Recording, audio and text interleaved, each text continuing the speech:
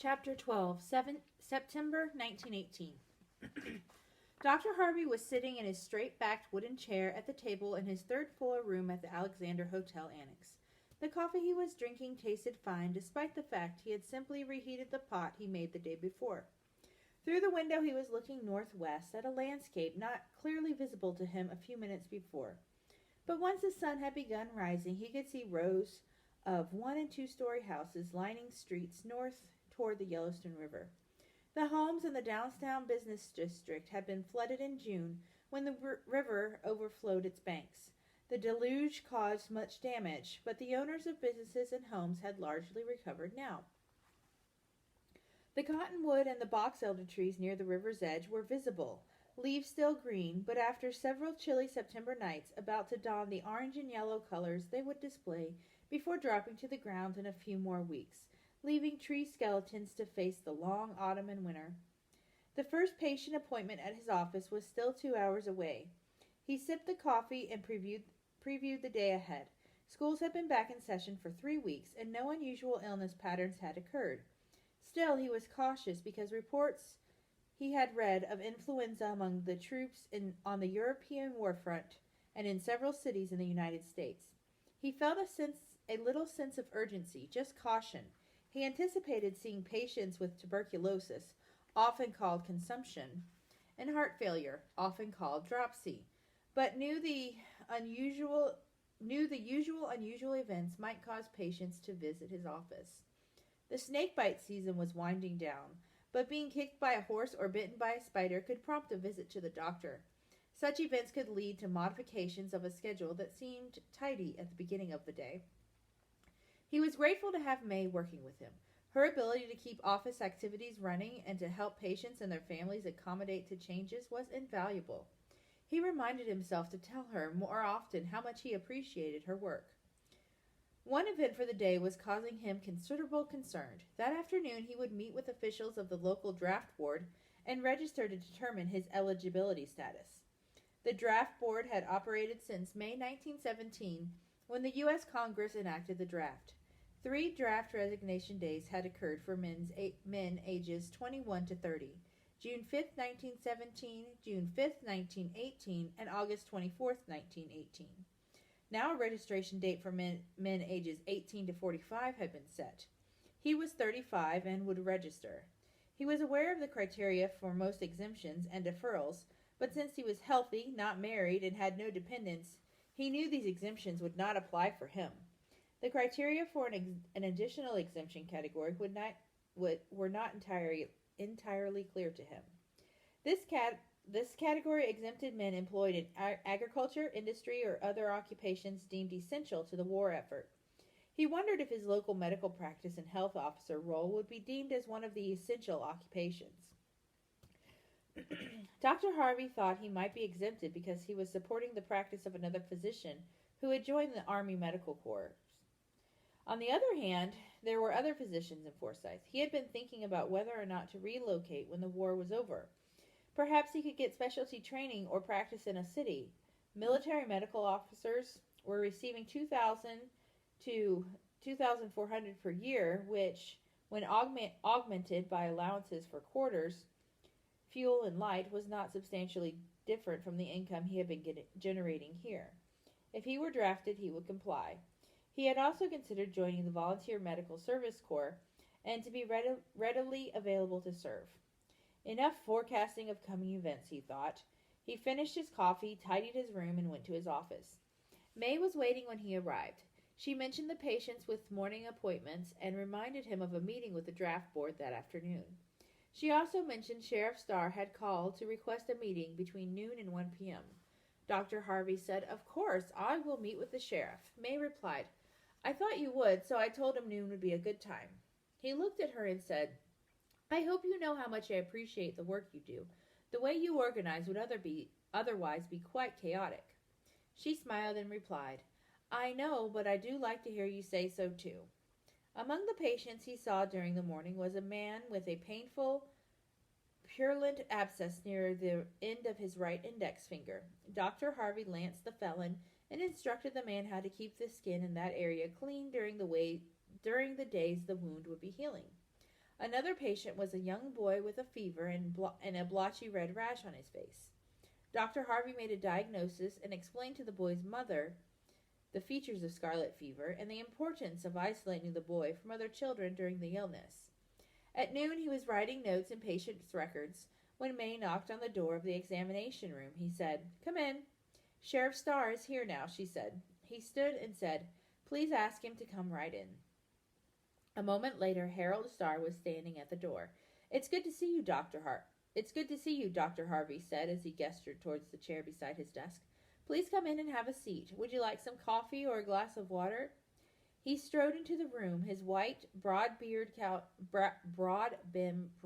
cowboy hat in his left hand, and extended his right hand to shake hands with Dr. Harvey. He said, "Good to see you too, Doctor. No thanks to coffee. Your very efficient assistant offered the same when I arrived. I'm tempted to offer her a job. We could use such a pleasant and organized office manager, but I wouldn't feel right visiting your office and recruiting your assistant." Dr. Harvey replied, "I appreciate your reticence to recruit here. It would be quite a loss. I would be quite lost if she were to leave. What brings you for a visit today? Last time we talked, you had questions about a body your deputy found. I hope there's no need to assess a cause of death for another unfortunate soul." Harold Starr, now seated by the desk, replied, No unexplained deaths for a study this time." His facial expression turned more serious as he continued, "I'm afraid my visit today has a very different purpose. I'm hoping it's not really necessary, but there is something I need to mention to you." Dr. Harvey was even more curious now than he had been before about this visit. "Well, by all means let me know. Maybe there is a way I can be helpful." "I will get right to the point," said Harold, looking intently into Dr. Harvey's eyes. "My deputy has told me you have been meeting with Herman Mueller and seem to be very friendly with him. I want to be sure you know he is being investigated by the Loyalty League, and there is a chance he will be brought to trial on charges of sedation. I wouldn't want to see you drawn into the investigation or the charges." Dr. Harvey was stunned. He was aware some townspeople had made accusations against people with German names for statements said to be seditious. He himself considered the statements cited to be far from intentional sedition. He had not seriously considered the possibility these accusations could become a basis for formal charges and trials. However, after hearing the sheriff's admonition, he now wondered how rampant the sedition discussions were. Was this an epidemic? How could the spread of hypercritical or outright malicious thoughts and accusations be mitigated? If the etiology were bacterial, quarantine or lancing an abscess might help. But it was not bacteria causing disease. He was disturbed by the possibility that isolation or quarantine would be applied to persons accused rather than the persons spreading the epidemic. He would not apologize for meeting with Herman Mueller or anyone else who happened to speak German or have relatives in Germany. Yet he was interested to learn more about the process of bringing someone to trial for alleged sedition. He said, "I am entirely surprised to hear your concern. I am not aware of activities one would consider inciting rebellion against the government involving Mr. Mueller. Someone must be very concerned about this to consider having a trial." Sheriff Starr looked very stern as he said, "I assure you, Doctor, the situation is quite serious for more than one German sympathizer in this county. You recall the Vest Hall case and the hullabaloo it caused. Some folks feel his activity is just the tip of an iceberg, and the whole iceberg needs to be exposed. Some trials are already scheduled for later this month, although Mr. Mueller has not been formally charged yet. I just wouldn't want to see you drawn into this." Several questions were circling in his thoughts. If questioning participation in the war was enough cause to go to trial, then how many trials would need to be held for Montana residents who had posed the question? Was this a sufficient cause only for residents with German names? If not buying war bonds impeded the conduct of war, did ineffective movement of food and materials to support the war effort also qualify as sedition offense? Since the federal government had judged it necessary to nationalize the railroads in July in order to ensure efficient delivery of foods and goods, should railroad executives go on trial for their apparent failure to do this? He realized there was little to gain from posing questions such as these to Harold Starr, so he simply asked about an account he had read in the Forsyth Democrat. Did your deputy punch the attorney Canning at the Placer Hotel in Helena after Canning defended Mr. Hall before Judge Borquin? Did that result in any disciplinary action? Harold Starr's face reddened. My deputy sure as hell did punch that sympathizer. If any disciplinary action is in order, it should be disbarment of the attorney for supporting disloyalty. He stood and walked towards the door and continued. Do I need to go back to my office? I do need to get back to my office. I appreciate the opportunity to talk with you today. I hope you will give this some thought. On his way out, he placed his hat on his head and tipped the brim as a gesture of thanks to May. Harold Starr left. May looked at Dr. Harvey quizzically and said, I hope that meeting went better than I suspected it did. It was important to have a discussion, was his brief reply. He did not feel like having lunch, so he went back to the examination room to review what he had heard and consider which steps he might wish to take. The afternoon seemed to go quickly. He made a special effort to concentrate on diagnosis and treatment decisions for each patient, so his concerns about sedition issues would not interfere. After the last patient left, he walked to the courthouse. From the lobby, he went to the county clerk's office and requested a registration form. A draft board member was there and seemed surprised to learn of the doctor's eligibility. In my view, your work is essential to the war effort, so we should proceed straight to an exemption with your registration. However, another board member, also standing there, scratched his head and slowly added, I think we'll need to review the guidance we received from the Selective Service System to confirm the criteria for that exemption before we make a determination. Dr. Harvey responded, I would expect you to do nothing less. He and the board members exchanged ideas about the war, which was taking more and more lives, the weather, which was cold, and the wildlife, which was abundant for hunting. Then he walked back downtown to his room at the Alexander Hotel Annex. He poured a larger than usual glass of Flying U and sipped the oak-flavored whiskey while he reviewed the events of the day. Maybe enlisting in the Army Medical Corps would be a reasonable step to take. Maybe the sedition accusations would increase, or maybe dissipate when accusers thought more clearly about the events. By the time he poured a third glass of Flying U, he was thinking of his wife, his stillborn child, his inability to help the ones who meant most to him. When he awoke the next morning, his head ached and he found the whiskey bottle on his table empty. At his office that morning, he placed a telephone call to Herman Mueller. He heard, hello, at the other end of the line and asked, is this Herman? Yeah, it's me, came the reply.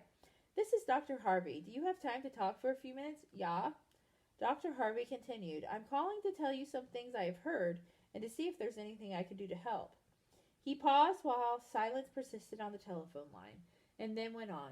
Yesterday, Sheriff Starr told me the local loyalty league has been investigating you. Are you aware of this? Again, silence, but finally Herman responded, Yeah, 2 members of that group came to my ranch last week. They questioned me at the front door of Mean House. They asked if I bought war bonds, why we had not come to church since we were asked, told really to stop singing hymns auf Deutsch, and if I am loyal to the Kaiser. Dr. Harvey asked, Did you answer their questions? I did not feel I needed to answer. Why should I be questioned in this way, in mean Ignace house? Dr. Harvey replied, And you do not need to answer me either. I'm just wondering if there's something I can do to help. Herman replied again, Yeah, I did not feel I needed to answer, but I did. I am concerned about what might happen to my family if this committee pursues me. I have heard about other German ranchers and business owners being accused of disloyalty and being threatened with trials, even prison. After a long pause, he continued, I told them I could not buy war bonds until I have paid a loan debt. I told them my family loves to sing hymns and worship God auf Deutsch, but we were staying home to sing so we would not trouble anyone at church. Dr. Harvey observed, Once the league gets truthful answers like these, maybe that will be the end of it. That should be the end of it. Herman said, But there was one thing I would not do. I doubt the league is done with me. What is it you would not do? He said nothing for a few moments and then replied, They had a flag, a U.S. flag right there, standing in my own front door. I was told to salute. I could not do them. I told them I supported the United States and I was loyal to this country, But I did not think it was right to be told to salute a flag while I was Minyam in Engine House. I asked them if they were going to all homes in Rosebud County to tell everyone to stand in him Ingring House and salute the flag. They did not answer. They said I would be hearing more from them. Dr. Harvey was shocked to hear what had happened and to think about what else might be happening in the county and in the state. He said, "I am sorry you have been treated this way. It is entirely uncalled for, entirely inappropriate." Herman interrupted and said, "Don't forget, doctor, my telephone is a party line. I cannot be sure if someone is listening to our conversation. You may not want to share all your thoughts in this way." Dr. Harvey was further shocked. Had the Loyalty League activities caused a longtime resident of Rosebud County, a citizen of the United States, to experience this type of intrusiveness, to consider whether or not he was under surveillance, to perceive a real threat to his own liberty? He said, "If someone is listening to our conversation, it is entirely inappropriate. If an investigation were needed, it would be inappropriate and probably illegal to even consider information for such an undisclosed surveillance. It would be such surveillance that should be investigated." He thought he heard a click on the telephone, but then wondered if he had imagined it. Was the situation affecting him too? Was he displaying paranoia, or was he demonstrating due caution? Would the U.S. Constitution support demands for loyalty to salute in one's own home? Dr. Harvey concluded by saying, "I am concerned about what is happening. Please let me know if there is something I can do to help you and your family. Perhaps I could talk to an attorney here in Forsyth to see if there are legal steps for you to consider." Herman Mueller replied sternly, "Bite. Do not involve an attorney. I would not want to ask an attorney to risk being treated the way Judge Crum was treated. I appreciate your call and your concern. I think it will be best now for me to wait and see if the League wants any more from me. This war will not go on forever. I should tend to chores now. Vain dank for your call." "Thank you for talking with me," replied Dr. Harvey. There was a distinct click when Herman hung up the phone. During the remainder of the morning, as he saw patients, he was preoccupied by the realization that his concerns had been justified. Previously, he had wondered if misunderstandings could lead to hateful accusations. Now, however, he was recognizing a more malicious process, with accusations escalating to threats. He wondered how the spread of such accusations could be contained. Trying to help an individual patients with paranoid perceptions was difficult enough. Trying to mitigate the spread of such perceptions in a community seemed beyond the disease control steps of which he was aware. Later that afternoon, after the last scheduled patient had left, he sat at his desk. He made notes in the records of patients he had seen. He noticed an unopened envelope May had placed on his desk earlier that day. That envelope was addressed to Kelly Kay Harvey MD, County Health Officer, Forsyth, Montana. It came from the State Board of Health. He sliced open the envelope with a folding pocket knife he called his real Barlow. He kept the knife in the drawer of his desk. He removed a letter. It was signed by William F. Cogswell, M.D., Secretary of the Board of Health. The letter was to all county health officers in Montana and listed several emergency regulations for the control of Spanish influenza. Dr. Cogswell anticipated the State Board of Health would enact these at its October meeting. He wanted to be sure county health officers were aware of these rules and encourage implementation immediately. The emergency regulations were: Number 1, Spanish influenza is hereby declared to be infectious, contagious, and communicable and dangerous to public health. Number 2, all patients suffering from influenza must be reported to the local or county health officer as soon as the diagnosis is made. Local and county health officers shall make a written report to the state health department Saturday night of each week of cases reported to them during the week. They shall report by wire any unusual outbreak of the disease. Number 3, when Spanish influenza appears in epidemic form in any community, the health officer having jurisdiction shall close the schools and prohibit all public gatherings. Number 4, patients suffering from Spanish influenza shall be isolated as completely as possible until recovery. They shall be prohibited from any public gathering and from traveling on any common carrier. When treated in hospital wards, patients suffering from Spanish influenza should be screened from other patients. Number 6, all discharges from nose and mouth of patients should be disinfected at once. Number 7, on recovery or death, rooms in which the patients live while sick must be thoroughly cleaned. Clothing and bedding used by the patient must be hung in the open air at least 2 hours. In recent issues of the Journal of the American Medical Association, he had read accounts of severe illness being caused by influenza, and how quickly illness had spread in parts of Europe and in some U.S. cities. The Cogswell letter made the danger seem clear, although not yet present. He recognized the need to get this message to other physicians in the country, and the commissioners, Sheriff Starr, school officials, and the public. He felt uneasy. He knew he would need to try to control this epidemic and to be prepared to comply with the emergency regulations.